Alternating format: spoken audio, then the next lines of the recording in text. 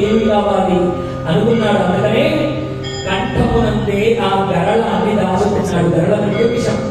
ఆనాటి నుండి గరళ కంఠుడై ప్రసిద్ధి పొందే. గరళకంఠుడు అని పిలిచారు. ఆ విషము తాగడం వల్ల నీలముగా కంఠం మారిపోయిందట. నీలకంఠుడన్న నామము సార్థకమాయే. నీలకంఠుడు అని పిలిచారు. పార్వతీదేవి ఒకసారి పరమేశ్వరుని పిలిచి, వైకుంఠంలో మా అన్నగారిని చూసావా విష్ణుమూర్తి, ఎన్ని ఆభరణాలు వేసుకుంటాడయ్యా.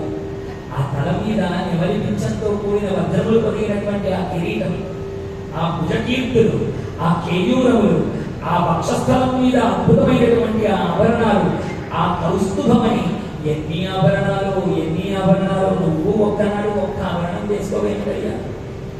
నీ దగ్గరికి వచ్చి ఇలా కౌగిలించుకుందామంటే ఎప్పుడు అది పుస్సు అని నా మీదకి వస్తూ ఉంటుంది.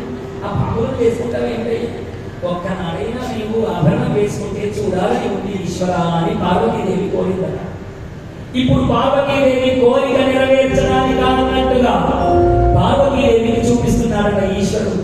నువ్వు అన్నావు కదా నన్ను ఒక నెక్లెస్ వేసుకోమని. ఇదిగో ఇప్పుడు నీల మణితో కూడిన నెక్లెస్ నా కంఠంలో ఉన్నది పార్వతి, చూడవే అన్నాడు.